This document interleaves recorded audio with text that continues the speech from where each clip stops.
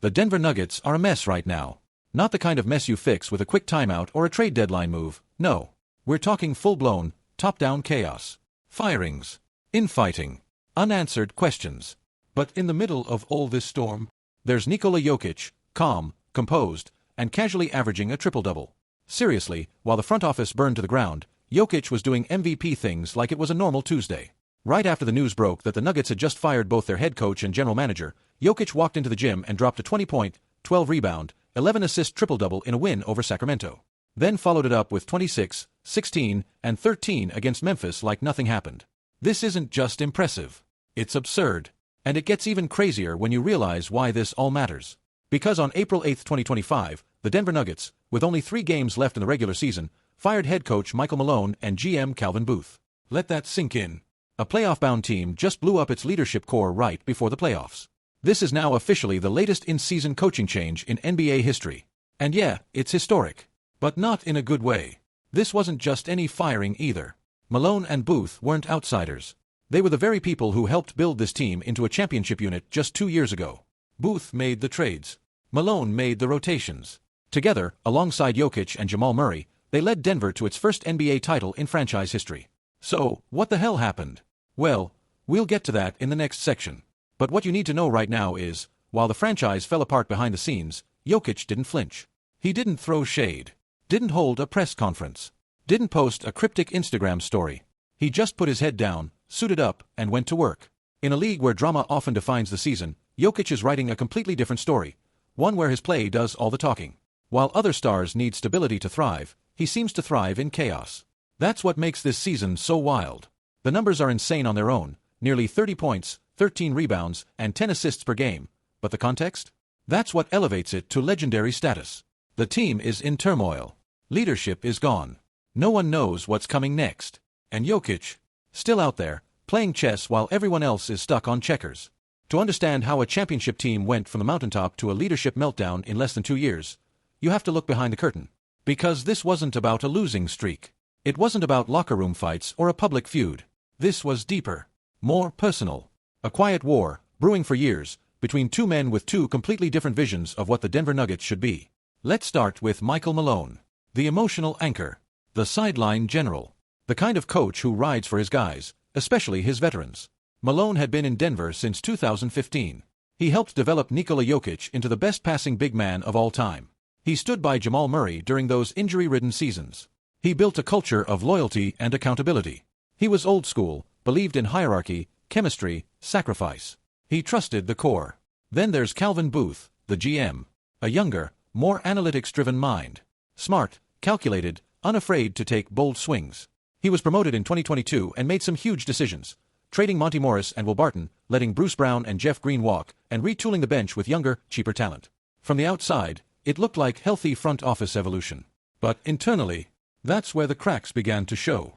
Because while Malone wanted vets, guys who had proven themselves on the biggest stage, Booth was looking at cap sheets and development curves. He wanted to build a sustainable model around Jokic. He didn't want a team that aged out in 3 years. And here's the thing, both of them were right in their own way. Malone believed you win championships with experienced depth, even if it means paying luxury tax. Booth believed you stay competitive long-term by finding diamonds in the rough and not overpaying for sentiment. The tension was subtle at first. Minutes being argued over. Who gets playing time off the bench? Who makes the rotation in crunch time? Booth would draft a player like Peyton Watson or sign a guy like Zeke Naji, and Malone would barely play them. Booth would push for cost-effective depth, Malone would demand veteran help. And as the 2024 to 2025 season went on, the relationship deteriorated further. There were whispers that Malone didn't trust Booth's vision. That Booth thought Malone was too emotionally attached to his guys. At one point, it was reported that Booth wanted to make trade deadline moves. Malone resisted. He didn't want to disrupt the locker room, especially when the team was still winning. But deep down, both men were keeping score. And then, the playoffs approached. And the Nuggets looked vulnerable. The West was stacked, the bench was thin, and the chemistry wasn't quite right. That's when the Cold War went hot. April 8th. Just days before the postseason. Ownership had to pick a side. And in a move that stunned the league, they chose neither. Both Malone and Booth were shown the door. It was no longer about who was right. It was about what had been lost. What started as a strategic disagreement turned into a fracture that split the organization in two. And now, the Nuggets were heading into the playoffs with no head coach, no general manager, and no clear direction. But somehow, they still had Jokic. And as long as he was on the floor, there was still hope. So now the bomb has gone off. Michael Malone, gone. Calvin Booth, gone. The two pillars holding this team up, ripped out just days before the most important part of the season. And in the rubble stands assistant coach David Adelman, suddenly the interim head coach of a title-contending team. No warning. No ramp-up. Just, hey, David, it's yours now. Go win us a championship. Let's be clear, Adelman isn't some random benchwarmer. He's been in this league. He's earned respect from players and staff. But taking over a franchise mid-season is hard enough. Doing it 3 days before the playoffs? That's unheard of. There's no time for system tweaks. No time to build chemistry. No time to become the coach. You just have to be the coach. Instantly. And it's not just about calling plays. It's about trust. Do the players buy in? Do they believe this guy can guide them through a gauntlet of elite Western Conference teams? Now throw in the emotional toll. These aren't robots. These are humans. Professionals, yes, but still guys who built relationships with Malone, some of them for nearly a decade. He was the one who stood by Jamal Murray during 2 brutal injury years. The one who went to Serbia to build a bond with Jokic. The one who believed in this core before anyone else did. You think that doesn't matter in a locker room?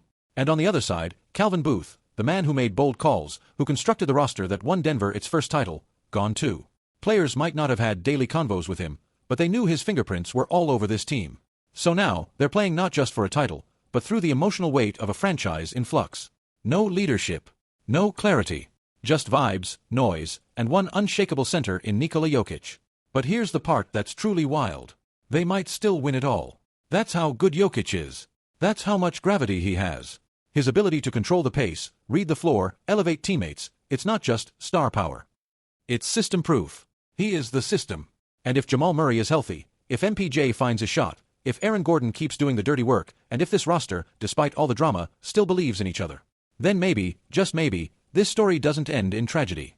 Maybe it becomes a legend. Because great teams get tested. Dynasties face friction. But only the truly special ones survive chaos and come out stronger. Still, there's no denying the stakes. Adelman has 0 playoff games under his belt as a head coach. The rotation is shaky. The front office is in limbo. And every other contender smells blood in the water. The Nuggets aren't just defending their title, they're defending their identity. And what happens next? At some point, numbers stop telling the story. Because yes, Nikola Jokic is nearly averaging a triple-double. Again. Yes, he's doing it with insane efficiency, on a team with no head coach, no GM, and a bench made of question marks. And yes, the Nuggets are still winning games they probably shouldn't. But this isn't just about another MVP season. This might be something even rarer. A legacy-defining run. Think about what Jokic is doing in context. Most superstars need order. They need structure. They need everything tailored perfectly around them. But Jokic, he's not just thriving in disorder, he's transcending it. This season is exposing a truth we've known for a while, but maybe haven't fully appreciated. Nikola Jokic might be the most dependable superstar of this era. Not just the most skilled big man. Not just the most unselfish. The most reliable. You can drop him into any situation, any lineup, any scheme, any level of dysfunction, and he'll still give you 27, 13, and 9 like it's a morning routine. How many players in NBA history can you say that about? And here's the kicker. Jokic doesn't even want the spotlight. No drama. No cryptic tweets. No public meltdowns. Just basketball, family, and the occasional horse race in Serbia. This season, more than any other, is showing us something deeper than stats. It's showing us resilience. It's showing us leadership without ego. It's showing us that greatness doesn't always scream. Sometimes, it just quietly dominates. Now, let's be real, the road ahead is brutal. The Western Conference is loaded. There's no Mike Malone on the sideline to make tough calls. No Calvin Booth to work the margins behind the scenes. Every series will test Denver's depth, focus, and mental toughness. One bad week and it's over. But if they pull this off, if Jokic drags this chaos-ridden franchise to another championship, we'll have to talk about him differently. Not just as a 2-time MVP. Not just as a champion. But as one of the greatest basketball minds we've ever seen. A player who didn't just master the game, he anchored an entire organization through crisis and still delivered excellence. And if they fall short, even then, this season might still go down as the most impressive of his career. Because how do you measure greatness? Is it the trophy at the end? Or is it showing up every night, no matter what's happening around you, and giving your team a chance? If it's the latter, then Nikola Jokic has already won.